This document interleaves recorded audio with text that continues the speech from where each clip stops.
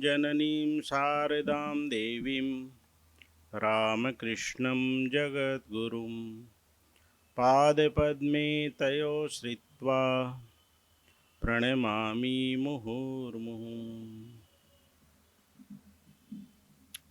आज की सभा के अध्यक्ष परम पूज्यपाद श्रीमद स्वामी राघवेंद्रानंद जी महाराज, परम पूज्यपाद श्रीमद स्वामी नित्य ज्ञानानंद जी महाराज, सभा में उपस्थित परम पूज्यपाद स्वामी जी गण, सभी आदरणीय सत्संगी भाइयों और बहनों, कल हम लोगों ने भगवान श्री रामकृष्ण देव के जीवन तथा चरित्र के संबंध में चर्चा की थी। बहुत ही सुंदर चर्चा हुई, सभी लोगों को आनंद आया, लाभ मिला। आज इसी प्रकार माँ का जीवन तथा चरित्र के संबंध में, उनकी जीवनी तथा उनके संदेशों के बारे में हम बातें करेंगे, चर्चा करेंगे। स्वामी विवेकानंद का जीवन समझना सरल है, क्योंकि उनका एक अपार साहित्य है। हम देखते हैं विवेकानंद साहित्य, अंग्रेजी में complete works of Swami Vivekananda. जीवनी भी बहुत बड़ी है और जीवन भी एक विस्तृत जीवन लगता है, 39 साल का जीवन, क्योंकि वो पब्लिक लाइफ है, समाज का एक जीवन लगता है उनको, और उनको समझना भी आसान है। इसी प्रकार यदि देखें कि भगवान श्री रामकृष्ण का देव का जीवन भी तुलनामूलक समझने के लिए आसान है, लेकिन माँ शारदा का जीवन एक ऐसा जीवन है जिसको समझना अत्यंत कठिन है। हम भी अपने जीवन में देखते हैं कि सर्वप्रथम हम जितने भी युवा लोग हैं या बाकी के लोग भी स्वामी जी से बड़े प्रभावित होते हैं। उनका जीवन, उनके उपदेश सुन के सभी लोग आकर्षित होते हैं, अपने जीवन में उन उपदेशों को धारण करने की कोशिश करते हैं। और स्वामी जी के बाद फिर धीरे धीरे आदमी जब स्वामी जी को समझने लगता है कि स्वामी जी की जड़ें कहाँ पे हैं, फिर ठाकुर की तरफ मुड़ते हैं, और मुझे लगता है कि माँ की तरफ आखिरी में मुड़ा जाता है। रामकृष्ण देव ने कहा माँ शारदा के संबंध में कि ये राख में ढकी हुई काली बिल्ली के समान है, बाहर से पता ही नहीं चलता। घूंघट निकाले हुए एक महिला, पता ही नहीं है लोगों को। 1950-60 तक तो उनके फोटो भी बाहर नहीं आए थे पब्लिक में। जो उनके शिष्य रहते थे, जब विशेष विशेष लोग थे, उन्हीं के पास उनकी तस्वीरें थी, वो भी पॉकेट में छुपा के रखा करते थे। लेकिन आज हम चर्चा करके देखें, उनके जीवन के संबंध में उनको जानने का प्रयास करें कि माँ हैं कौन। शरत महाराज स्वामी शारदानंद जी महाराज से किसी ने पूछा कि रामकृष्ण देव तो भगवान थे, ये माँ शारदा कौन है? तो उन्होंने बहुत ही मजाक के अंदाज में कहा कि जब वो भगवान थे तो भगवान तो किसी गोबर पाथने वाली लड़की से शादी नहीं करेंगे। वो भगवान थे तो ये भगवती हैं। लेकिन मन में संदेह होता है, भगवती हैं तो भगवती का रूप दिखाई देता नहीं, उस तरह से कार्यकलाप दिखाई देते नहीं। तो हम जानने का प्रयास करें उन्हीं के शब्दों में कि ये माँ शारदा देवी हैं कौन। एक स्तोत्र की पंक्तियां हैं, एक मंत्र है, यथा अग्ने दाहिका शक्ति रामकृष्णे स्थिते ही या सर्व विद्या स्वरूपाम ताम शारदाम प्रणमाम्यहम्। इसमें कहा गया है कि जिस प्रकार अग्नि और उसकी दाहिका शक्ति एक ही समान है, यदि अग्नि हो और दाहिका शक्ति ना हो तो अग्नि का कोई मतलब नहीं, दाहिका शक्ति के साथ ही अग्नि का मतलब निकलता है या उसकी शक्ति का प्रकटीकरण होता है। तो शक्ति और शक्तिमान, यदि शक्तिमान है और उसकी शक्ति नहीं है, तो यहाँ पे भगवान श्री रामकृष्ण देव कहते हैं कि ये जो माँ शारदा हैं, ये शारदा हैं, सरस्वती हैं और ज्ञान देने के लिए आई हैं, ये मेरी शक्ति हैं। ये शब्दावली उन्होंने माँ शारदा के लिए उपयोग में की। तो भगवान श्री रामकृष्ण देव माँ शारदा को शक्ति कहते हैं और अपने को एक तरह से शक्तिमान कहते हैं। तो शक्ति और शक्तिमान, जैसा कि मैंने कहा, अभिन्न हैं, एक दूसरे के पूरक हैं। तो यहाँ पे भी दिखाई देता है कि भगवान श्री रामकृष्ण देव के बारे में, श्री रामकृष्ण देव माँ शारदा के बारे में जो कहते हैं, उसी को विश्वास में लेके हमको चलना पड़ता है। अच्छा, जैसा कि कल हमने कहा कि जो माँ शारदा देवी हैं, इनके संबंध में इनका भगवती होना, इसके भी कुछ संकेत मिले हैं क्या? हमको मिले हैं। जिस प्रकार भगवान श्री रामकृष्ण देव के संबंध में हमको जानकारियाँ मिली, माँ शारदा देवी का भी जीवन अलौकिक है। जिस प्रकार भगवान श्री रामकृष्ण देव का जीवन अलौकिक था या है, इसी प्रकार माँ शारदा का जीवन भी अलौकिक है। इसी प्रकार है जैसे बिल्कुल माँ शारदा, माँ रामकृष्ण देव का जीवन है। तो यहाँ पे हम कुछ घटनाओं का उल्लेख करेंगे। एक बार क्या हुआ कि श्री रामकृष्ण देव के भतीजे शिबू, वो और माँ दोनों जयराम बाटी की तरफ जा रहे हैं और शिबू ने सुनकर रखा है कि ये भगवती हैं। दोनों चले जा रहे। जब गांव पास में आ गया, शिबू माँ के वस्त्रों की जो गठरी है उसको सिर पे रखे हुए हैं। माँ आगे, शिबू पीछे। अचानक माँ देखती है कि शिबू की आवाज़ नहीं आ रही। पीछे मुड़ के देखती हैं, शिबू खड़ा हुआ है पीछे। माँ पूछती है, शिबू आ ना रे? बोले नहीं आता। बोले क्यों? बोले मेरे मन में प्रश्न है, उसका उत्तर दोगी तब मैं आऊँगा। अब तुम्हारे मन में क्या प्रश्न उठ गया? बोले मेरे मन में प्रश्न ये उठा है कि लोग कहते हैं कि आप भगवती हैं, माँ काली हैं। बोले काहे के, मैं तुम्हारी चाची। फिर चाची होता आप जाओ अकेली, मैं नहीं आता। छोटा बच्चा है। लेकिन जब नहीं आ रहा है, माँ हार के स्वीकार करती हैं। माँ कहती है तुमने ठीक सुना है, मैं ही भगवती हूँ, मैं ही महाकाली हूँ। ये भगवती का जो ये स्वरूप है, ये माँ खुद प्रकट करती है यहाँ पे। एक घटना में तो हम यहाँ देखते हैं, और दूसरी घटना ऐसी है कि ठाकुर के एक भक्त थे, ठाकुर से तो संबंधित नहीं हुए लेकिन माँ से ही ज़्यादा, चंद्रमोहन दत्त। उनकी बड़ी सुंदर एक माँ की मधुर स्मृतियाँ एक किताब है, उनमें पूरा व्याख्यान है। बड़ी सुंदर उनकी जीवनी यदि पढ़ेंगे ना तो हमारे अंदर भी विश्वास आ जाता है। ये चंद्रमोहन दत्त इतने बढ़िया भक्त हैं कि जब बेलूर मठ में जाने का प्रसंग आता है, पहली बार बेलूर मठ के बारे में सुनते हैं, तो बड़ी सुंदर घटना आती है कि वो बेलूर मठ जाने के लिए किसी के संपर्क में आते हैं और वो कहते हैं कि वहाँ प्रसाद बहुत अच्छा मिलता है। और हम सभी लोग कभी कभी तो ऐसा होता है कि प्रसाद लेने के लिए चले जाते हैं और धीरे धीरे फिर पकड़ में आ जाते हैं। और ये भी जाते हैं बेलूर मठ, प्रसाद खाया, अच्छा लगा तो घूम घाम के आए, तो फिर पता करने की कोशिश करते हैं कि कलकत्ता तो बहुत दूर है, नौका से जाना पड़ता है, क्या इधर भी कुछ है क्या? तो उन्होंने कहा यहाँ माँ शारदा रहती हैं उद्बोधन में, वहाँ भी आप जा सकते हैं। लेकिन घर में अनबन हो गई थी, इसके कारण फिर ये नौकरी की तलाश में यहाँ पे आ गए।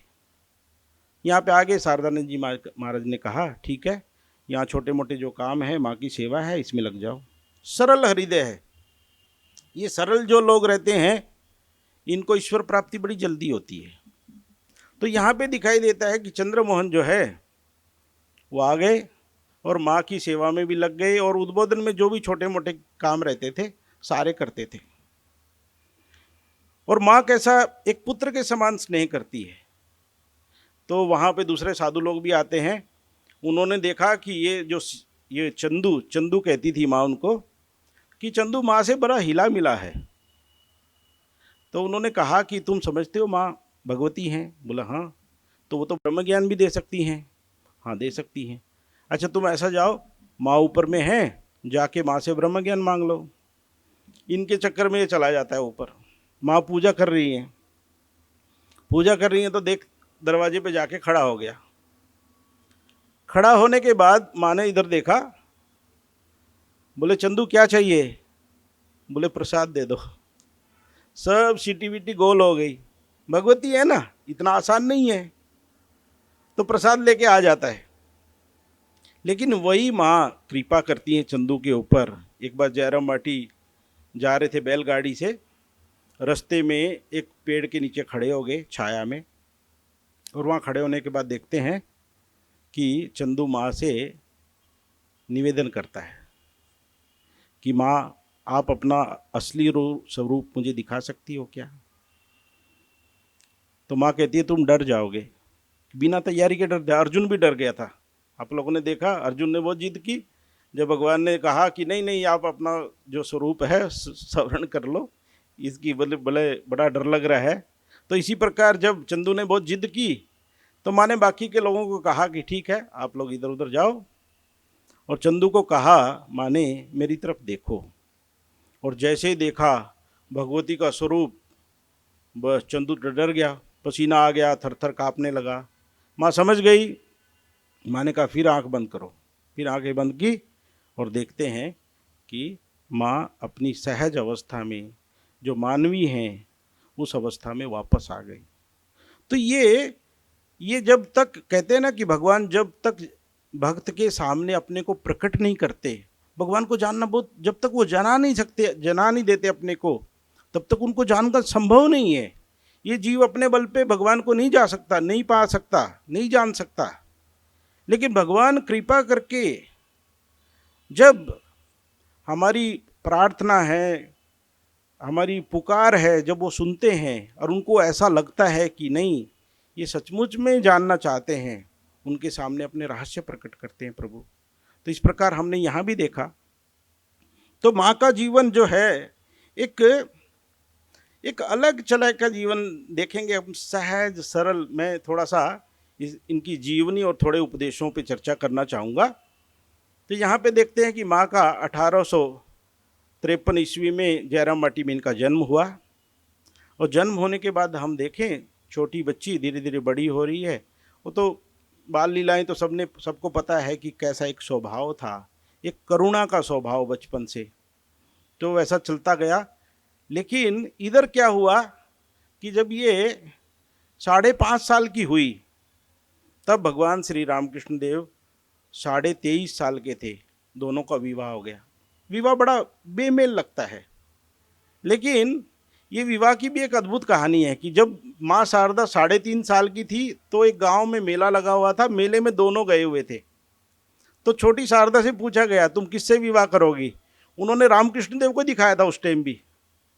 तब लोगों ने विश्वास नहीं किया था, इतनी छोटी बच्ची इनको कैसे पहचानती है। लेकिन भगवती हैं, वो तो पहचानेंगे ही पहचानेंगी। बराबर उन्होंने कहा था कि इनके साथ विवाह करूंगी।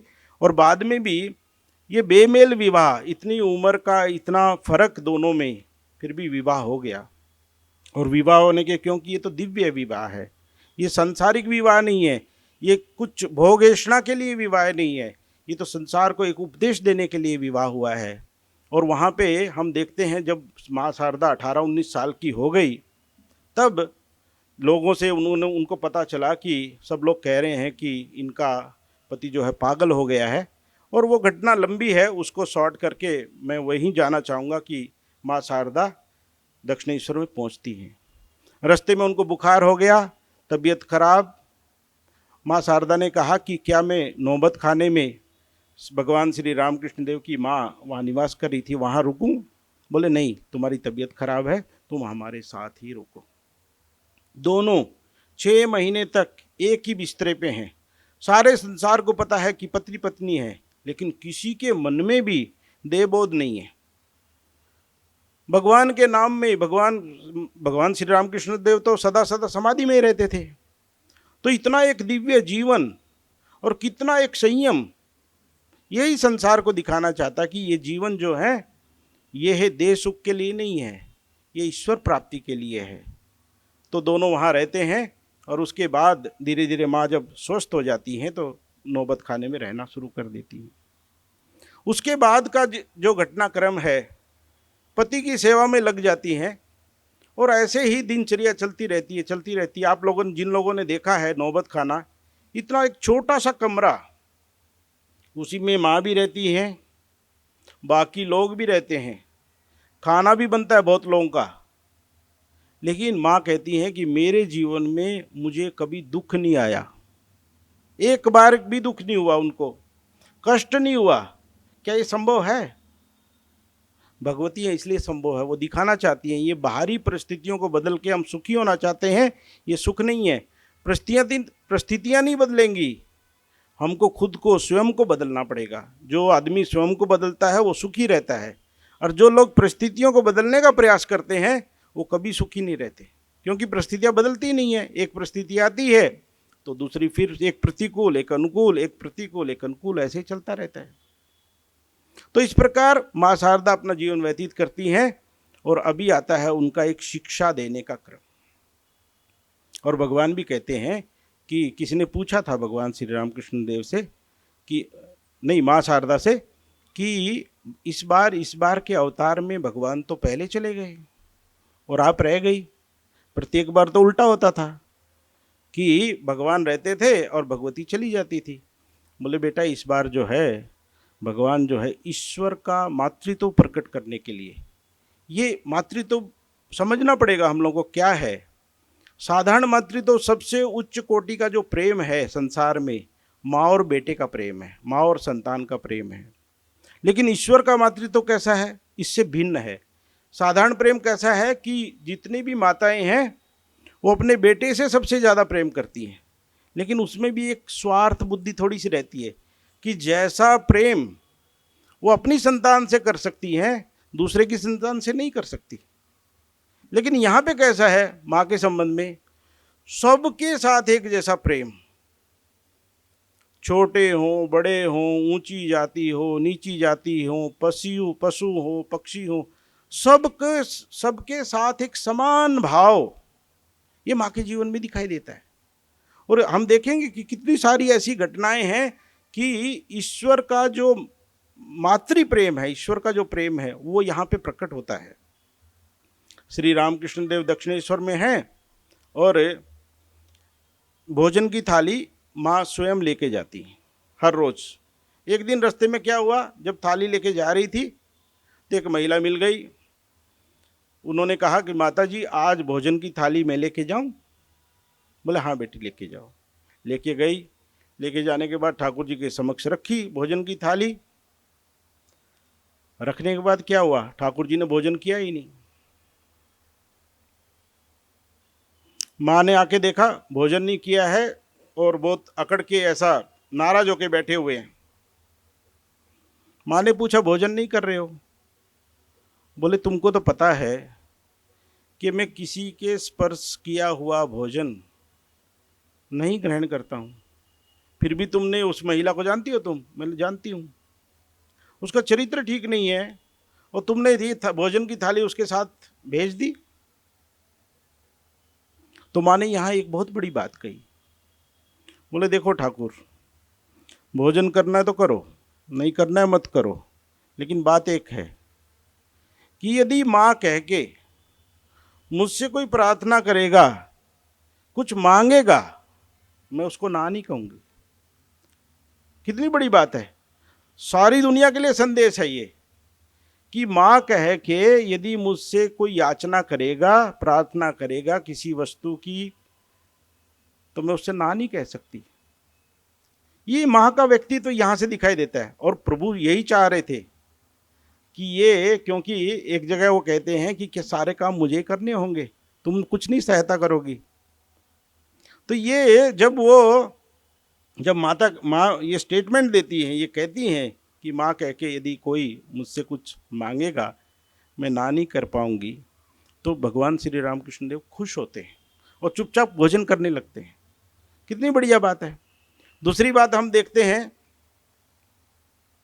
कि किस प्रकार माँ सब लोगों से समान प्रेम करती है, समान भाव रखती हैं।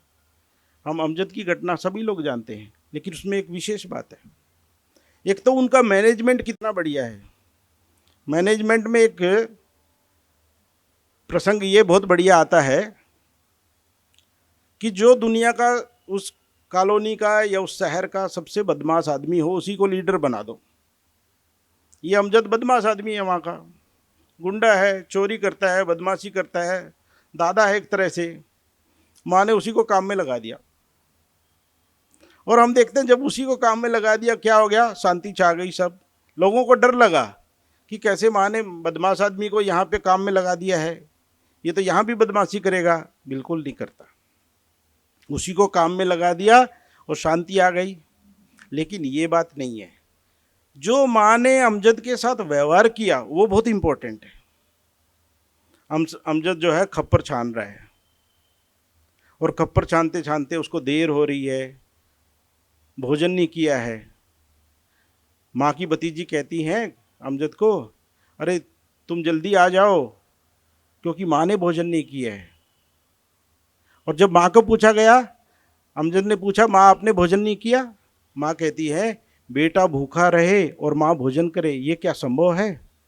कितनी बड़ी बात है। क्या अमजद उनका सगा बेटा है? नहीं। लेकिन ये जो अपनापन, आत्मवत सर्वभूतेषु, सभी लोगों को अपने समान समझना, और समझना तो अलग हुआ कि व्यवहार करना कि सभी लोग मेरे हैं, अपने हैं। इस प्रकार हम देखते हैं कि अमजद जब आता है तो माँ थोड़ा थोड़ा खाना परोसती है। पहले नलनी परोसने लगी, नलनी ऐसे दूर से फेंक फेंक के रोटी दे रही थी, तो माँ ने कहा ऐसे क्या पेट भरता है? और जब माँ परोसती है, माँ कहती है बेटा धीरे धीरे खाओ, ये रोटी इस सब्जी के साथ खाओ, ये भात इस सब्जी के साथ खाओ। इतना प्रेम से वो व्यवहार करती है, अमजद रोता जाता है और खाता जाता है। ये क्या ऐसा व्यवहार यदि हम करेंगे संसार अपना नहीं होगा क्या? माँ ने यही तो बात कही कि संसार को अपना बनाना सीखो, कोई भी पराया नहीं है। हमारे शास्त्र भी यही बात बार बार कहते हैं कि इस दुनिया में कोई भी आदमी पराया नहीं है, सभी में प्रभु भरे हुए हैं। और इसके बाद हम देखते हैं इससे भी एक बड़ी घटना होती है कि अमजद बहुत दिन तक आया नहीं। जब आया नहीं तो माँ खोज खबर लेती है, पता नहीं चलता क्या हुआ। अचानक 3-4 महीने के बाद अमजद माँ के सामने प्रकट होता है। और प्रकट कैसे हुआ? सब्जी फल लेके माँ के सामने रख देता है। माँ पूछती है कि बेटा बहुत दिन तुम आए नहीं। अब सरल हृदय हो गया अमजद, सब बातें माँ को कह देता है, शर्माता नहीं है। कहता है माँ मैंने गाय चोरी की थी, और गाय चोरी के अपराध में मुझे जेल हुई थी। आज ही मैं जेल से छूट के आया हूँ, और जब घर में आया तो आपकी याद आ गई। इतनी सब्जी लगी हुई है, इतने फल हैं, सब तोड़ के सिर पे रख के आपके पास आ गया। ये अमजद है। कहाँ कितना परिवर्तन। माँ पूरी बात सुनती नहीं है, अनसुनी करते हुए क्या करती है माँ? बोले ये सब बात छोड़, तू ऐसा कर, ये नए वस्त्र ले, तालाब में स्नान कर। जब तू तालाब में स्नान करके आएगा, इतनी देर में मैं तेरे लिए भोजन पका देती हूँ। क्या हमारी माँ करेंगी इस तरह से? बिल्कुल नहीं करेंगी। तो जब इस तरह का व्यवहार होता दिखाई देता है, और ये हमको सिखाने के लिए माँ कर रही हैं, उनका आवश्यकता नहीं, ये जीवों के कल्याण के लिए, जीवों को सतपथ पर लाने के लिए कि हमको कैसा जीवन में व्यवहार करना चाहिए, कैसा जीवन जीना चाहिए, वो सिखाने के लिए माँ कहती है। और इस प्रकार अमजद का जीवन परिवर्तित हो जाता है। तो इस तरह की कितनी ही घटनाएं हैं माँ के जीवन में। मुझे स्मरण आ रहा है कि माँ ने, वो कहते हैं ना कि जो पुरानी जो परंपराएं हैं, ये अवतार लोग उनको तो डेमोलिश कर देते हैं। जात पात का कितना बोलबाला था उस जमाने में, और दक्षिण भारत में तो बहुत ही ज़्यादा था। माँ बेंगलोर गई थी, वहाँ पे बहुत बड़े बड़े भक्त लोग आते थे, आश्रम भरा रहता था। तो वहाँ देख रहे हैं कि एक लड़का खिड़की से देखता है, रोज आके खड़ा हो जाता है वहाँ पे खिड़की, बोलता किसी से कुछ नहीं, चुपचाप खड़ा रहता है वहाँ पे। माँ ने लोगों से पूछा ये लड़का यहाँ खड़ा रहता है, कौन है ये? तो लोगों ने बताया कि माँ यहाँ तो सब उच्च जाति के, उच्च कुलीन परिवारों के लोग हैं, ये नीच जाति का लड़का है, इसलिए इसको आने की अनुमति नहीं है, इसलिए यहाँ पे खड़ा हुआ है। माँ एकदम से कहती है नीच जाति माने ऐसा कैसे, सब तो प्रभु की संतान है। माँ बुला लेती है, पूछती है बेटा तुम्हारा क्या नाम है? बोला आदि मूलम। तो माँ उसको बुला के और उसके हाथ से अपने घुटने में तेल लगवाती है और उसको कहती है बेटा तुम एक काम करना, साफ कपड़े पहन के आया करो, धोए हुए कपड़े पहनना। 15-16 साल का लड़का है, धोए हुए कपड़े पहन के आया करो, और जब यहाँ प्रसाद वितरण होगा या भंडारा होगा या सबका भोज होगा, सामूहिक भोज, उसमें तुम भोजन करना।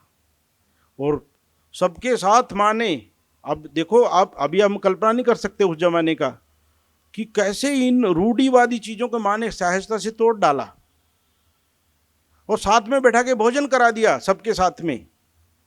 निर्मलानंद जी महाराज कहते हैं आज से माँ ने जात पात वाला झंझट खत्म कर दिया, सब भेदभाव मिटा दिया। भक्तों की कोई जाति नहीं होती, ठाकुर जी ने भी कहा है। और माँ तो क्या करती थी, सारे ये सब तरह के भक्त जब आ जाते थे सबको एक साथ बुला के वो मुरमुरा परमल एक साथ रख देती थी और सब लोग एक साथ पाते थे। तो इस प्रकार माँ का जब जीवन हम देखते हैं कितना सुंदर, उनका ऐसा नहीं है एक खाली आदमियों के प्रति प्रेम है, सबके प्रति प्रेम, और कभी कभी तो दंड दे के भी प्रेम है। एक ठाकुर जी के भक्त थे, उनका नाम था हरीश। ठाकुर जी के पास खूब आते थे, अच्छे भक्त थे।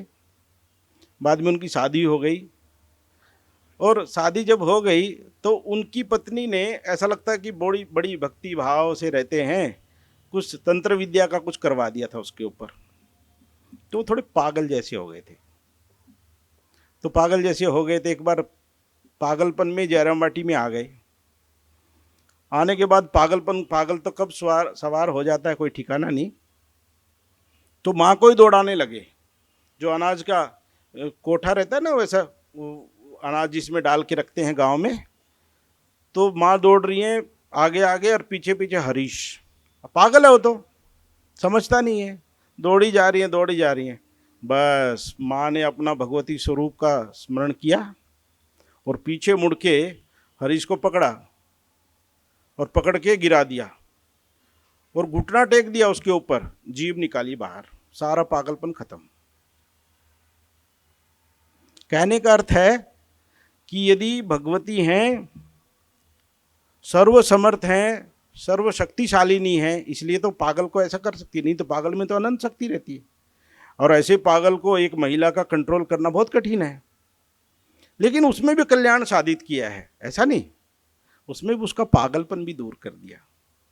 तो इस प्रकार देखते हैं ये भी काम किया माँ ने। और एक बात और कि माँ के यहाँ बिल्ली रहती थी, जैसा कि मैंने कहा उनका जो प्रेम था, प्रेम खाली आदमियों के प्रति नहीं था, पशु पक्षियों के प्रति भी था। ये बिल्ली घर में रहती हैं, घर में गंदा करती हैं, ज्ञान महाराज वहीं पे हैं, ज्ञान महाराज इनको दौड़ाते हैं, कभी कभी पीठ भी देते हैं। माँ को बड़ा दुख लगता है।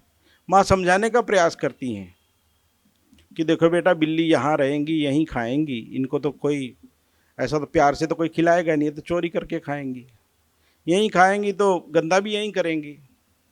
लेकिन नहीं, मानी वो ब्रह्मचारी नहीं मानते, पिटाई कर देते थे। तो एक दिन तो और गड़बड़ हुआ कि बिल्ली ने माँ का बिछौना ही गंदा कर दिया। और जब माँ का ही बिछौना गंदा कर दिया तो माँ को लगा कि ज्ञान को पता चलेगा तो नाराज होगा, बिल्ली को मारेगा। माँ स्वयं ही बिछौने को लेके तालाब में जाके साफ करके ले आई, जिससे ज्ञान को पता नहीं लगे। लेकिन जब बिल्ली को ज्ञान महाराज दौड़ाने लगते तो बिल्ली क्या करती, माँ की शरण में ही चली जाती। और माँ ने क्या बात कह दी ज्ञान को, देखो ज्ञान, ये बिल्ली में भी मैं हूँ, बस सारा झंझट खत्म। बिल्ली में भी मैं हूँ होने से, तो जब बिल्ली में भी माँ है तो माँ के साथ तो सद्व्यवहार करना पड़ेगा। तो इस प्रकार वो धीरे धीरे करके इतना सुंदर एक उपदेश। और एक स्वामी जी तो बहुत सुंदर बात कहते थे माँ के बारे में। कि माँ जो हैं जीनियस थी, जीनियस। लेकिन माँ के संबंध में उनका पढ़ाई लिखाई के बारे में हम सभी जानते हैं, माँ पढ़ी लिखी थी, उनको स्कूली शिक्षा प्राप्त नहीं हुई थी। और जीनियस किनको कहते हैं? जो अति बुद्धिमान लोग, विवेकानंद टाइप के जो लोग हैं, वो जीनियस लोग रहते हैं। तो मैंने उनको पूछ लिया, आप इनको बार बार जीनियस कहते हैं माँ को, माँ जीनियस कैसे हुई? बोले मैं सिद्ध करके दिखाता हूँ। बोला आप कैसे सिद्ध करेंगे? बोले घटनाएं बताता हूँ। जो लोग जीनियस लोगों का संचालन करते हैं वो जीनियस होंगे कि नहीं होंगे? तो बोले कैसे? बोले विवेकानंद को सब लोग कहते हैं कि संसार के सबसे बुद्धिमान व्यक्ति हैं। इतने बुद्धिमान व्यक्ति नहीं हुए। और इतने बुद्धिमान व्यक्ति जब यहाँ पे आते हैं भारत में और मठ का संचालन करते हैं, 2-3 घटनाएं उन्होंने ऐसी बताई कि उनकी बुद्धि फेल हो गई। स्वामी जी ने कहा यहाँ दुर्गा पूजा करेंगे। दुर्गा पूजा कैसी होगी? रक्तपात मचा देंगे एकदम, बलि दी जाएगी, सब कुछ दिया जाएगा। लेकिन माँ तो भगवती हैं, जानती हैं, खाली बंगाल के लोग तो नहीं आएंगे यहाँ बेलूर मठ में, पूरे संसार के लोग आएंगे। कुछ बलि पसंद करेंगे, कुछ बलि पसंद नहीं करेंगे, सब तरह के लोग रहेंगे। तो माँ ने कहा नहीं बेटा, बलि नहीं। आज भी वहाँ बलि नहीं दी जाती, कोई तर्क नहीं, सिर्फ कहने मात्र से ना बलि देना उचित नहीं। आज भी बलि की जगह कद्दू काटा जाता है। दूसरी बात, जब वहाँ महामारी फैली कलकत्ता में, तो स्वामी जी ने वहाँ राहत कार्य शुरू किया। बहुत जोर जोर से राहत कार्य हुआ, सारा पैसा खत्म हो गया। जब सारा पैसा खत्म हुआ, सारा पैसा खत्म होने के बाद स्वामी जी को लगा कि हमने तो बेलूर मठ के लिए ज़मीन ली है मठ स्थापित करने के लिए, क्यों ना हम इसी को बेच के रिलीफ काम करेंगे, त्राण कार्य शुरू करेंगे, राहत कार्य करेंगे। जब माँ को पता चला, माँ ने कहा नहीं बेटा, क्योंकि सिर्फ एक ही बार ये जो राहत कार्य होने वाला ऐसी बात नहीं है, ये तो युगों युगों तक, वर्षों वर्षों तक होने वाला है।